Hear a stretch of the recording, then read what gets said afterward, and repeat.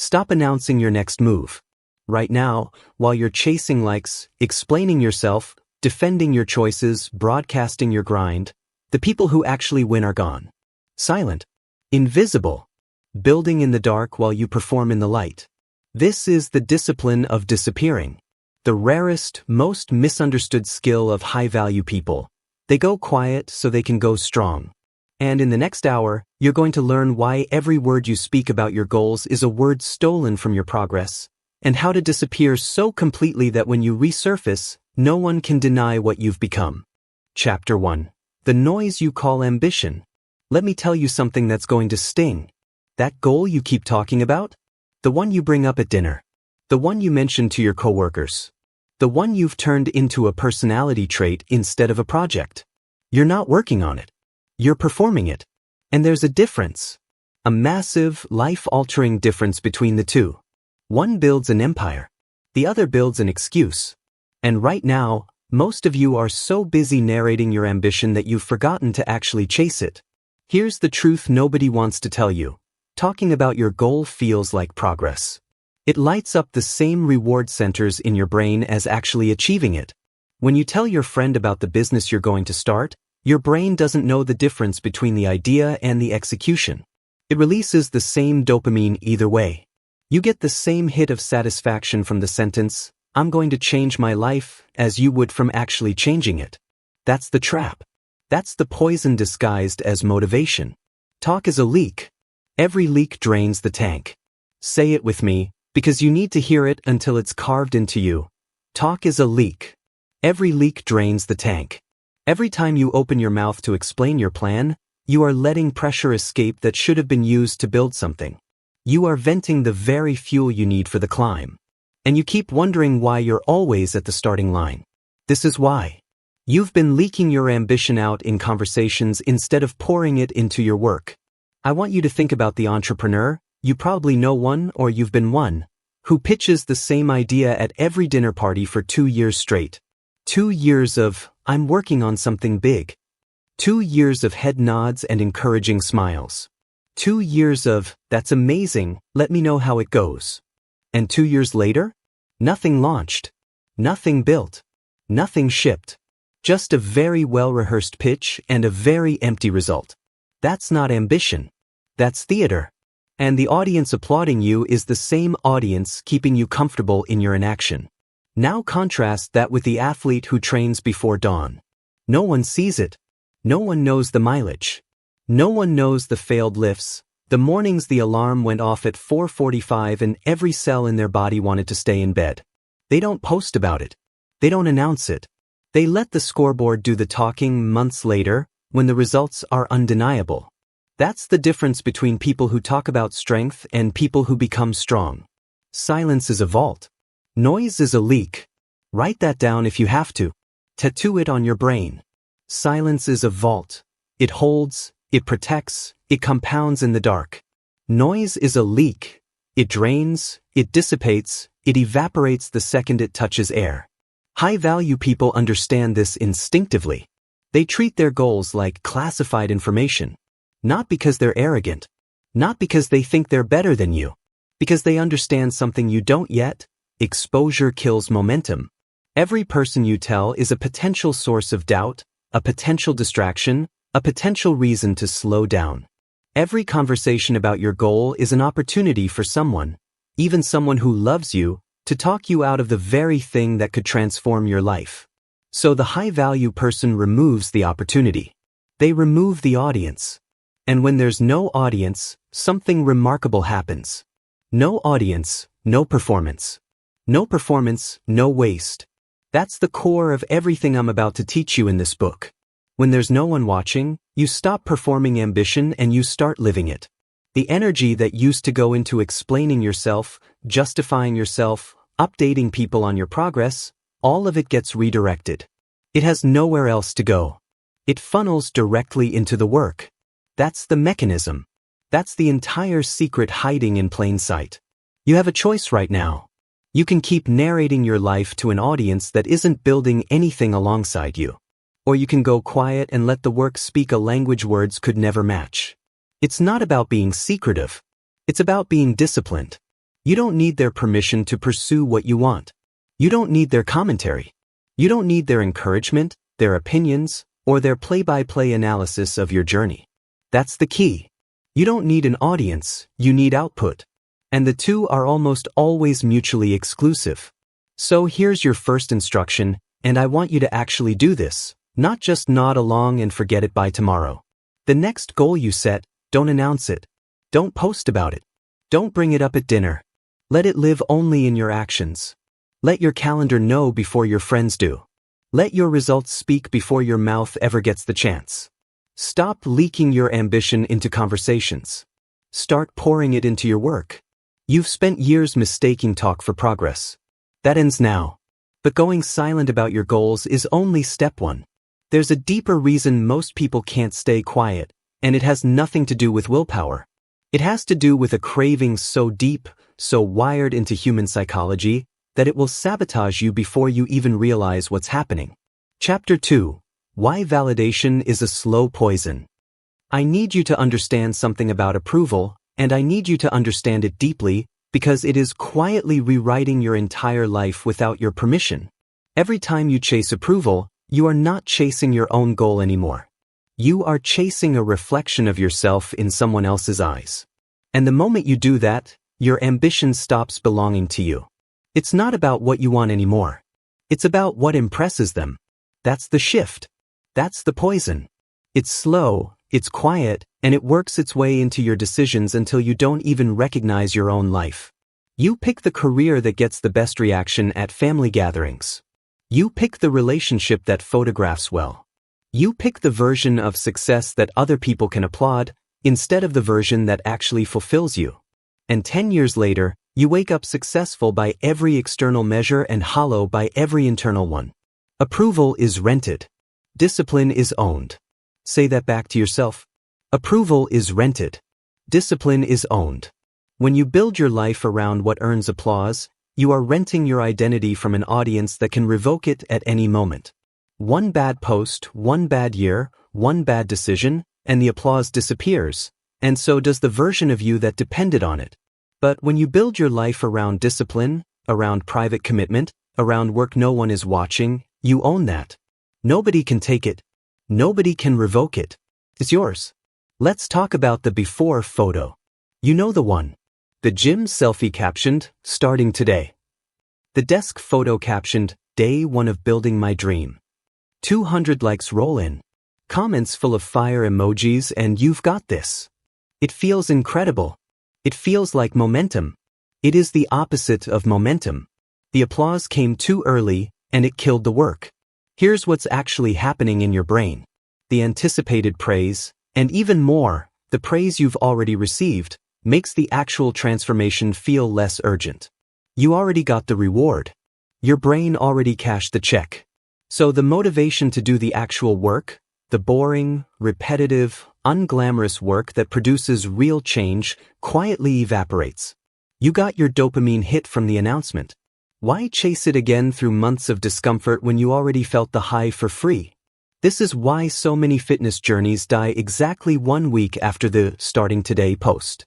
This is why so many businesses never make it past the "I'm launching soon" phase. The applause arrived before the achievement, and it satisfied the exact craving that should have fueled the achievement. High-value people understand this instinctively. They delay the reveal. Not because they're hiding, because they understand that the version of them people eventually meet should be evidence, not a promise. Let the results speak. Your mouth stays closed. That is the standard. Not, "Let me tell you what I'm going to become." Let the results speak. Your mouth stays closed until the work is done, until the proof exists, until there's nothing left to argue about because the evidence is standing right in front of them. You have a choice. You can keep trading your ambition for applause you'll forget by next week. Or you can withhold the announcement and let the outcome announce itself. It's not about hiding your goals. It's about protecting them from premature satisfaction. You don't need their permission to become who you're becoming. You don't need a comment section to validate a decision you already made in private. That's the key. The validation you're chasing outside of yourself is a substitute for the validation you haven't yet learned to give yourself. And until you learn to give it to yourself, You will keep outsourcing your ambition to an audience that has no real stake in your outcome. So here is your instruction for this chapter. The next time you're tempted to post the before, to announce the starting today, to tell someone about the plan before you've taken a single step toward it, stop. Sit with the discomfort of not being seen yet. Let that discomfort become fuel instead of a wound you need soothed by strangers' comments. Validation feels like support. It is often sabotage wearing a friendly face. You've spent years letting other people's applause set the pace of your ambition. That ends now. But withholding your goals from an audience is one thing. Building real character requires something even harder, showing up fully, with total discipline, in the one place no algorithm will ever see, the room where nobody's watching. Chapter 3, The Room Where Nobody's Watching. Character isn't what you do on camera. Character is what you do when the camera is off, the room is empty, and absolutely nobody would know the difference if you quit. That's the test. That's the only test that has ever mattered. The gym at 5 in the morning when no one's checking your attendance. The disciplined meal eaten alone, with no plate to photograph and no one to impress with your restraint. The work finished a full week before the deadline, when you could have coasted and no one would have known. These are the moments that build a human being. Not the moments with witnesses. The moments without them. What you do unseen becomes who you are seen as. Let that sink in, because it's the whole architecture of this chapter. What you do unseen becomes who you are seen as.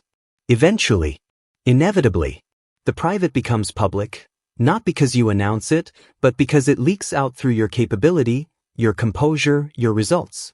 People don't need to watch you build the muscle to see that you have it. They don't need to watch you write the book to feel the weight of it when they finally read it. The unseen work becomes visible proof, whether you ever talk about it or not. Think about the writer who disappears for a year. No updates. No progress posts. No chapters shared for feedback. Just a person, alone, in a room, wrestling with a manuscript that might fail, that might never sell, that might be terrible.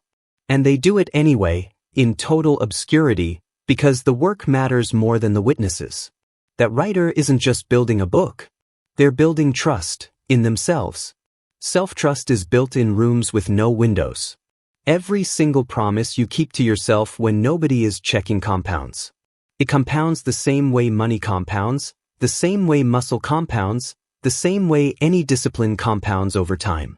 You said you'd wake up early, and you did with no one watching. You said you'd finish the project, and you did, with no deadline forcing your hand. Each of these private victories deposits something into an account that no one else can see, but that you draw from every single day, belief in your own word. Most people don't trust themselves. And it's not because they lack talent or intelligence. It's because they've broken promises to themselves so many times, in rooms nobody was watching, that their own word has become worthless to them. They need external accountability, a trainer, a deadline, a group chat cheering them on, because they no longer trust themselves to show up alone. High-value people flip that entirely. The founder who sets a private deadline and hits it, with zero outside accountability, isn't just finishing a task. They're proving something to the only person whose opinion actually determines their future, themselves. It's not about being secretive for the sake of it. It's about building private evidence that becomes public power later. Private proof becomes public power. That's the mechanism. Every rep you do unseen becomes strength you display later. Every page you write in silence becomes a book that speaks for itself. Every dollar you save without announcing your financial journey becomes freedom nobody can question. The room where nobody's watching isn't a punishment. It's the factory floor where your entire future gets built. You have a choice. You can keep performing discipline for an audience, needing witnesses to make the effort feel real. Or you can go into that empty room, do the work, keep the promise, and let the compounding begin in silence. You don't need their permission to become disciplined. You don't need a witness to make a rep count, a page count, or a dollar saved count. It counts because you did it. Full stop. So here's your instruction. Pick one habit this week, and do it with zero announcement, zero tracking app shared publicly, zero mention to anyone. Just you, the room, and the promise. Let that be the first deposit into a self-trust account you're going to need for everything that comes next. You've built your character in front of an audience for too long. Now you're going to build it where no one's watching, because that's the only place it was ever real. But even in that empty room, someone will eventually ask you why. Why the early mornings? Why the sudden change? Why you've gone quiet? And how you answer that question, or refuse to, determines whether you keep your power or hand it right back over. Chapter 4. Stop explaining yourself. Every explanation you give is an invitation. Read that again, because most of you have never thought about it this way. When you explain your decision, why you're changing careers, why you're waking up early, why you're cutting people off, why you're doing anything different than before, you are not just sharing information. You are opening a door. And through that door walks doubt, criticism, unsolicited advice, and 100 reasons to talk you out of the very thing that could change your life. You didn't ask for a debate, but you handed them the invitation anyway. Explaining is begging for permission you don't need. Say it again. Explaining is begging for permission you don't need. Underneath every justification you offer is a hidden request. Please tell me this is okay. Please validate this choice. Please don't think less of me. You dress it up as communication, as transparency, as keeping people in the loop, but strip away the language and what's left is a grown adult asking for permission to live their own life. High-value people don't do this. Not because they're cold. Not because they don't care what people think. Because they've learned that every explanation is a tax on their momentum and they've decided to stop paying it. Picture the person who quietly changes their entire life direction. No justifying paragraph sent to family. No lengthy explanation posted for friends. No preemptive defense against criticism that hasn't even happened yet. They simply change. And when people ask why, they answer briefly or they don't answer at all, because the decision was never up for public debate in the first place. Compare that to the person who announces every change with a 3-paragraph explanation, anticipating every objection, defending every angle before anyone's even attacked it. That person isn't communicating. That person is negotiating for permission from an audience that was never entitled to a vote. Debate ends. Discipline begins. Every minute you spend justifying your choice to a skeptic is a minute stolen from executing it. The debate becomes a substitute for the doing. You start to feel like you're making progress because you're defending your vision, when really you're just spinning your wheels in an argument that produces nothing. The entrepreneur who stops arguing with critics in their comment section and redirects that same energy into building the product. That entrepreneur understands something most people never learn. The debate was never going to build the thing. Only the work builds the thing. It's not about being rude or dismissive. It's about redirecting energy toward the only response that actually matters. Let the results answer the questions you refuse to. That's your new policy, starting today. When someone questions your decision, your discipline, your direction, you don't owe them a debate. You owe them nothing except, eventually, the results. Let the outcome be the answer. Let the finished project, the transformed body, the completed goal do the explaining that your mouth never has to. You have a choice. You can keep drafting explanations, keep rehearsing justifications, keep pre-defending decisions against criticism that might never even come. Or you can make the decision, execute the decision, and let the results handle every question that follows. You don't need their permission. That's the key to this entire chapter. You are allowed to change your life without a hearing. You are allowed to pursue a goal without a defense. You are allowed to disappear into your own discipline without submitting a formal explanation to everyone who might have an opinion about it. So here's your instruction. The next time someone asks, "Why are you doing that?" Practice this response, a short, honest sentence and nothing more. No justification chain. No preemptive defense. If they push, let silence do the rest of the talking. You are not obligated to convert every skeptic into a believer before you're allowed to move. You've spent years explaining yourself into exhaustion. That stops here. But not everyone who questions you is a random skeptic on the internet. Some of them are people close to you, people you trust, people you love, and that makes the next lesson the hardest one in this entire book. Chapter 5. The Myth of the Support System. Here's an uncomfortable truth. Not everyone in your life deserves access to your plans. I don't care how close they are. I don't care how long you've known them. I don't care if they love you. Proximity is not the same thing as alignment. And some of the people closest to you will, often without even realizing it, work against the very transformation you're trying to build, because your growth threatens their comfort with the status quo. Not every circle deserves your center. Say that until it stops feeling harsh and starts feeling obvious. Not every circle deserves your center. Your center, your goals, your plans, your private ambitions, is not public property. It is not owed to every friend, every family member, every person who's ever sat across from you at dinner. Access to your center is a privilege you grant, not a right they hold. Think about the friend group that mocks the early morning gym routine. Oh, look who's suddenly a fitness influencer. Must be nice having all that free time. How long is this going to last? It's not always malicious. Sometimes it's just discomfort dressed up as humor, because your discipline is quietly reminding them of a version of themselves they've given up on. But mockery still lands. Still stings. Still makes you second-guess a decision that was never wrong in the first place. And then, months later, when the results become undeniable, when the transformation can no longer be denied or joked away, watch how quickly the tone changes. Watch how the mockery turns into curiosity, and the curiosity turns into, how did you do it? That shift only happens because you kept going despite the noise. Imagine if you'd let the noise stop you before the results ever had a chance to speak. High-value people learn to curate who gets access to their journey. Not out of arrogance. Out of protection.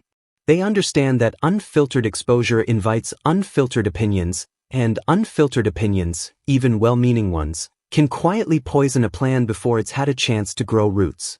Access is a privilege. Stop giving it away for free.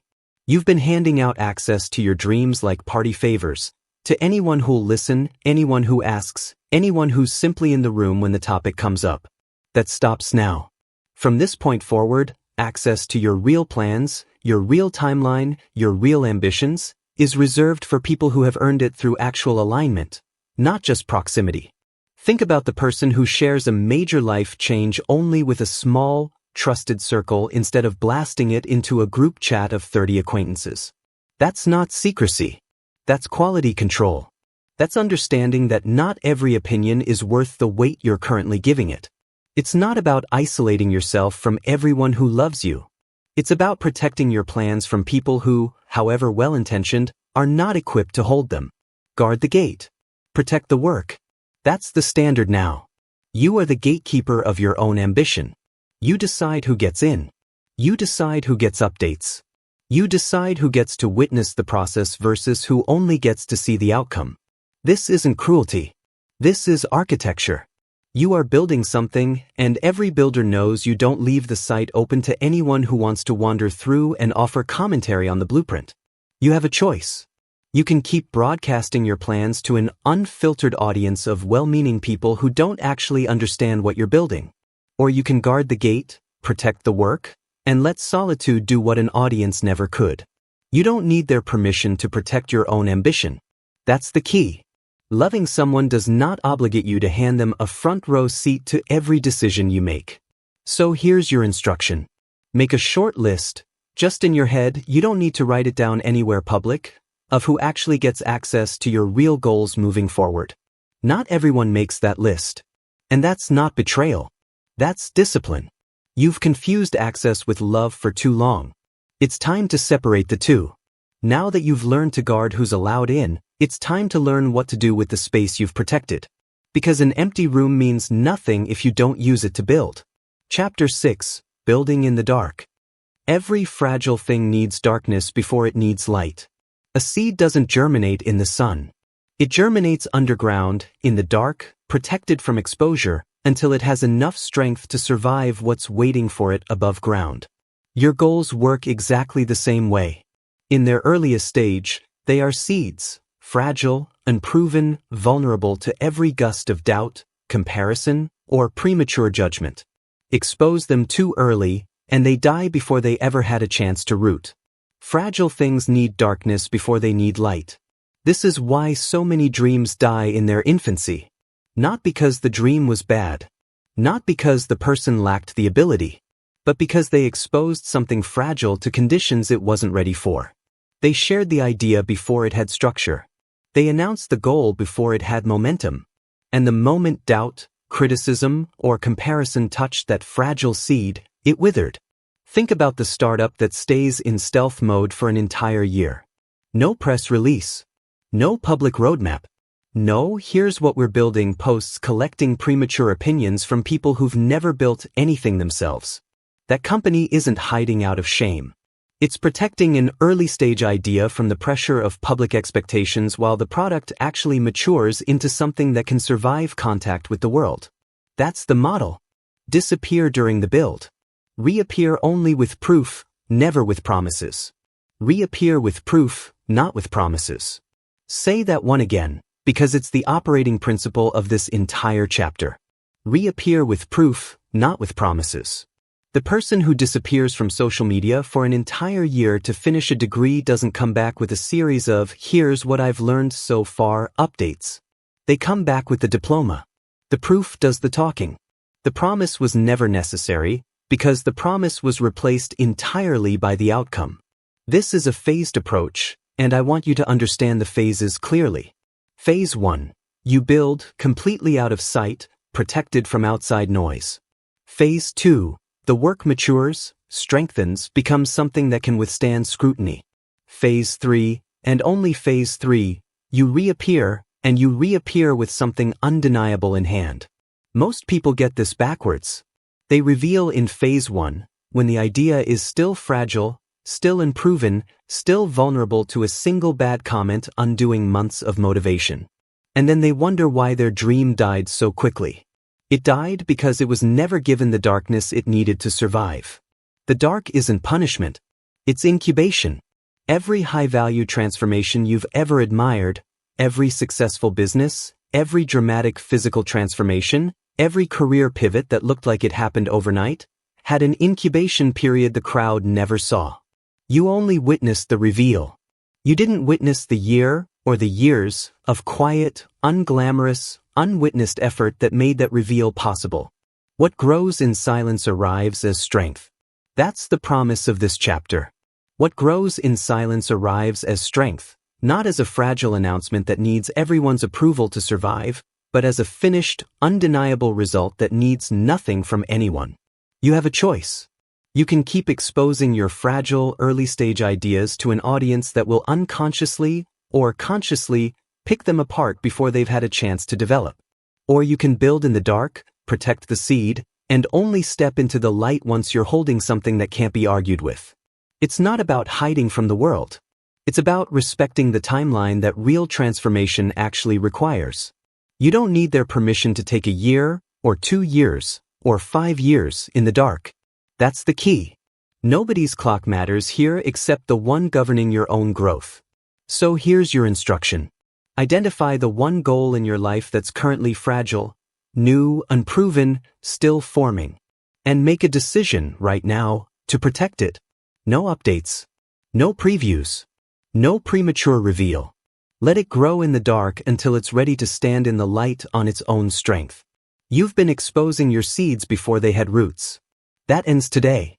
But building in the dark requires something most people underestimate: the ability to manage a voice inside your own head that desperately wants credit before the work is even finished.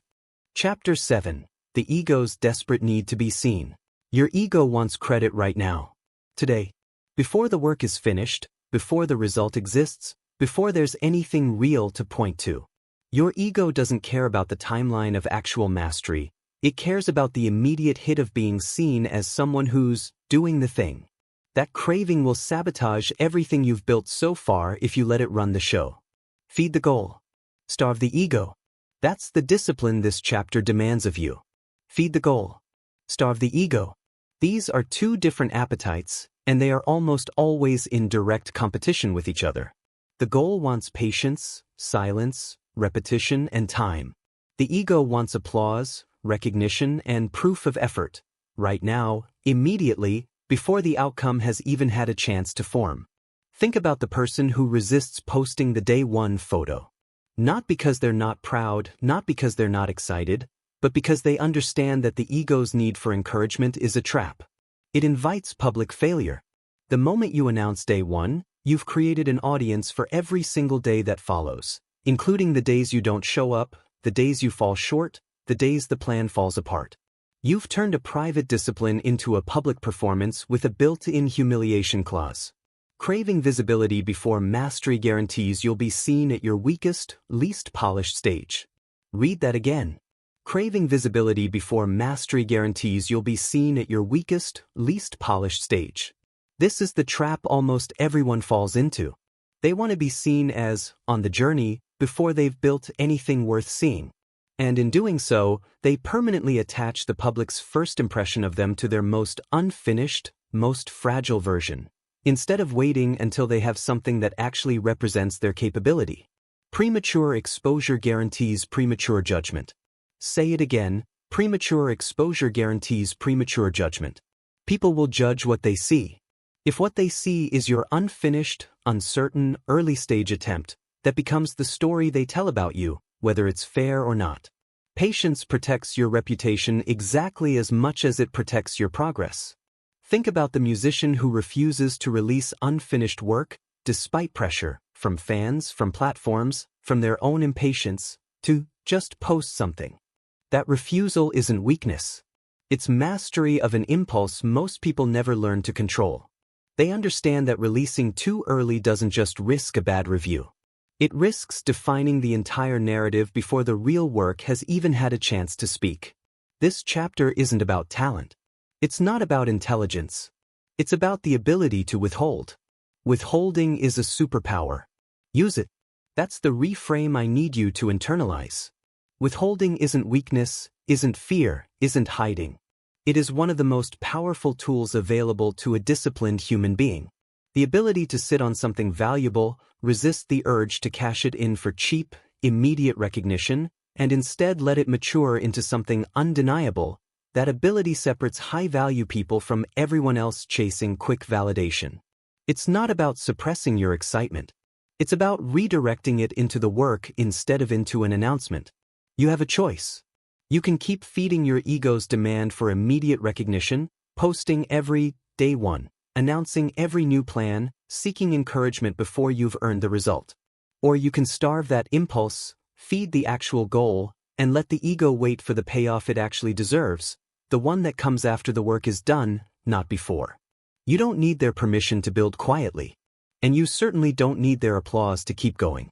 That's the key difference between people who finish things and people who only ever start them publicly.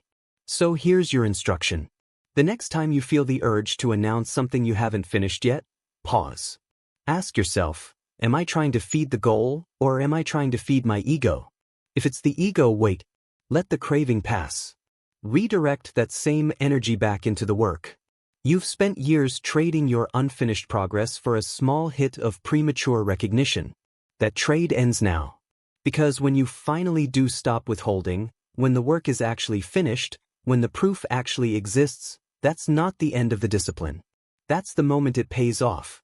Chapter 8. Reappearing with undeniable proof. Everything up to this point has been about disappearing. Now let's talk about what happens when you come back. Because you will come back. Disappearing isn't permanent. It's not exile. It's strategy. And the moment of reemergence, when you finally step back into view, is not something that happens to you. It's something you engineer. Let the proof do what arguments never could. High-value people choose when and how to resurface. They don't wait to be discovered. They don't leak progress in dribs and drabs, hoping for encouragement along the way. They wait until the evidence can speak louder than any explanation ever could, and then they let it speak. Think about the person who returns after a year of silent grinding, with a finished business, a transformed body, a completed degree, and lets that single fact end every doubt that was ever raised about them. Remember the skeptics from Chapter 5? Remember the friend group that mocked the early mornings? This is the moment none of that matters anymore, because there's nothing left to argue about. The proof has already won the argument on your behalf. This is the entire payoff of everything you've built in silence. All those months of no updates, no explanations, no performance, they were never wasted. They were investment. And this is the return. You don't reappear for them. You reappear for you. I need you to understand this distinction clearly because it changes everything about how this moment feels. Reappearance is not about seeking praise. It's not a victory lap designed for an audience. It's about closing the loop for yourself, marking, internally, the completion of a private commitment you made to no one but yourself. Think about the athlete who returns to the same gym, the same court, the same field, silently, and simply performs better than before. They don't need a press conference. They don't need to announce, "I've been working on myself." Their performance is the announcement. Their results are the statement. Everyone in that room understands exactly what happened, without a single word of explanation required. That's the power of proof over promises. A promise requires someone's trust. Proof requires nothing from anyone. It simply exists, undeniable, speaking for itself. Silence was the investment. This is the return. Every chapter in this book, up to now, has asked you to give something up. The announcement, the validation, the explanation, the audience, the ego's demand for early credit. All of that was the investment. This chapter is the return on that investment. This is where the discipline pays out. But I want to warn you about something, because this is where a lot of people get it wrong. The temptation, once you've achieved the result, is to overcorrect, to suddenly become as loud about the outcome as you were quiet about the process. Resist that. The same discipline that protected the process should shape how you present the result. Let it speak plainly. Let it speak once. You don't need to relitigate every doubter, relive every mocking comment, or turn your success into a running commentary on everyone who didn't believe in you. It's not about proving them wrong. It's about proving yourself right, to yourself, first and always. You have a choice. You can rush the reveal, cash in your progress for premature applause the way you were taught to avoid back in Chapter 7. Or you can wait for the moment your results are fully formed, undeniable, complete, and let that moment do more talking than 1,000 explanations ever could. You don't need their permission to reappear on your own terms, either. That's the key. You get to decide when the work is finished enough to be shown. Nobody else's timeline governs that decision but yours. So here's your instruction. When you finish something you've built quietly, a goal, a project, a transformation, resist the urge to explain the whole journey. State the result. Let people ask questions if they want the story. Don't hand it out unprompted. Let the proof carry the weight it earned. You've spent this whole book learning to disappear. Now you know exactly how to come back. With evidence, not explanation. But this can't be a one-time event. If disappearing and reappearing is just a trick you pull once, you haven't built a discipline, you've just gotten lucky one time. The real transformation happens when this becomes permanent. Chapter 9. The new relationship with attention. Something shifts permanently in a person once they've experienced the full cycle. The silence, the building, the reemergence with undeniable proof. They develop an entirely new relationship with attention itself. And this chapter is about making sure that shift sticks for the rest of your life. Attention is a tool now, not a need. That's the transformation.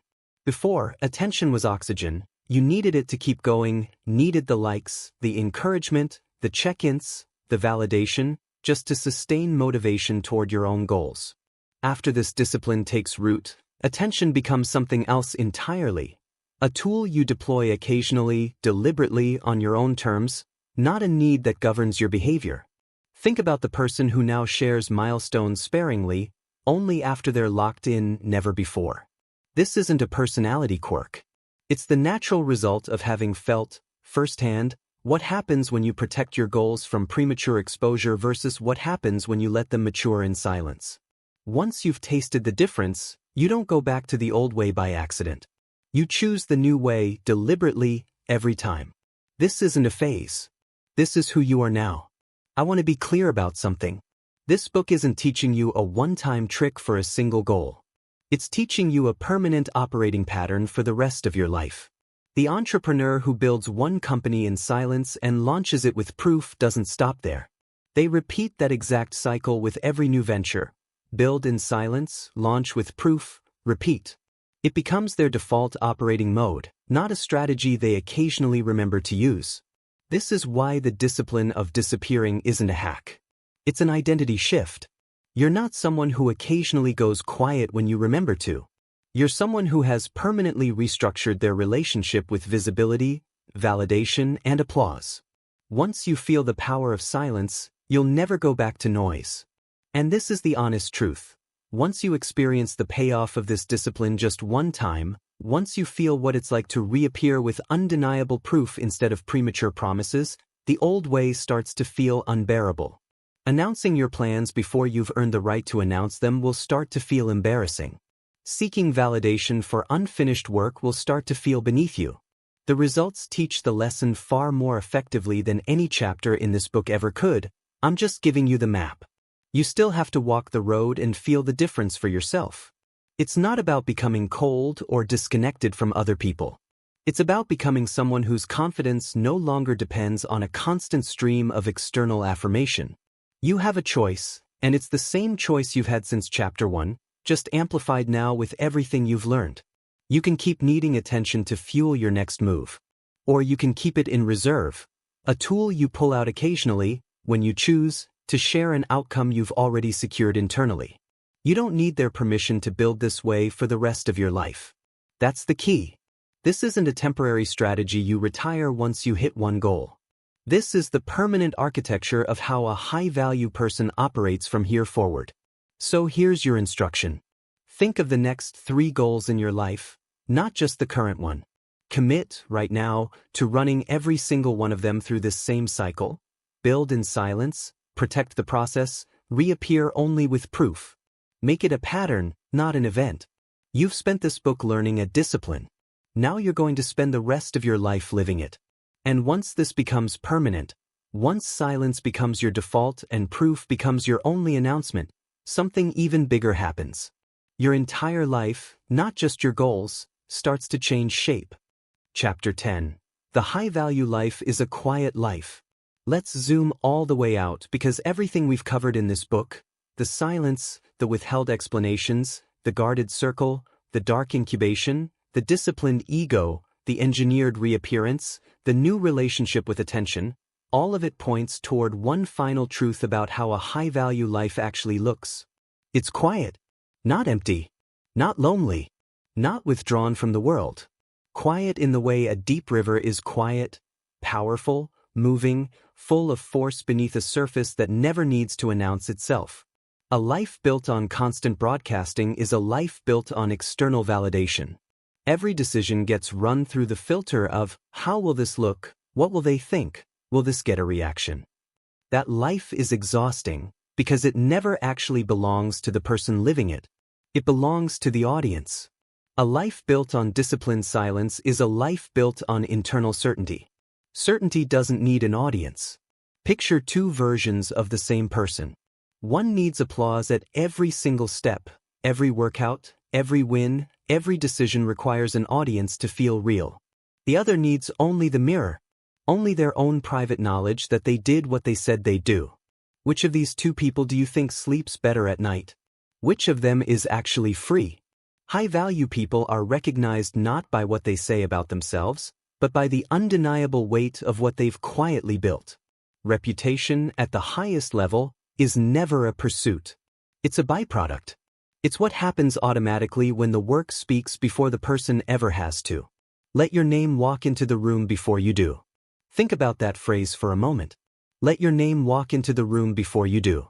That's what happens when your reputation is built on private proof instead of public promises. People already know what you're capable of before you ever say a word, because the results got there first. You don't have to sell yourself. You don't have to perform your value in every conversation. It precedes you. This is the final and most important truth of this entire book. Disappearing is not the absence of ambition. It is ambition's most mature form. The immature version of ambition needs an audience to feel real. It needs constant feedback, constant reassurance, constant proof that the effort is being noticed. The mature version of ambition needs none of that. It's self-sustaining. It runs on internal standards, private promises kept, and the quiet, compounding satisfaction of becoming who you said you'd become, whether anyone was watching or not. The quietest people in the room are often the most dangerous, because they're the only ones actually building. Think about every room you've ever been in. The loudest person is rarely the most capable one. The person announcing their 5-year plan at full volume is rarely the person who's actually going to execute it. But the quiet one in the corner, the one who isn't performing, isn't explaining, isn't seeking a single ounce of validation, that's usually the person quietly assembling a life the rest of the room won't understand until it's already built. You have a choice, and it's the same choice this entire book has been circling from the very first page. You can keep living a loud life, dependent on an audience to make your ambitions feel real. Or you can adopt the discipline of disappearing, permanently, completely, and build a life so quiet, so private, so full of internal certainty, that when it finally becomes visible, no one can argue with it. It's not about disappearing forever. It's about disappearing on purpose, exactly when it matters, so that your reappearance means something. You don't need their permission to live this way. You never did. That's the key this entire book has been building toward. The applause was never required. The explanation was never owed. The audience was never necessary. All you ever needed was the discipline to go quiet, do the work, and let the results announce what your mouth never had to. Here's everything you just learned, and I need you to hear it one final time. Stop talking about the goal, start living inside it. Stop explaining yourself to people who were never going to understand you anyway. Stop needing an audience for a journey that was never theirs to witness. Every word you don't say is energy you keep. Every explanation you withhold is a debate you don't have to win. Every day you disappear is a day you get stronger, sharper, harder to stop. High-value people are not the loudest people in the room. They are the ones who left the room, built something undeniable in the dark, and came back changed. That is the discipline. That is the path. So here is your challenge, right now, tonight. Pick one goal, tell no one, and disappear into the work for the next 30 days. No updates. No explanations. No performance. Just proof. Go silent. Go build. And when you resurface, let them wonder where you've been.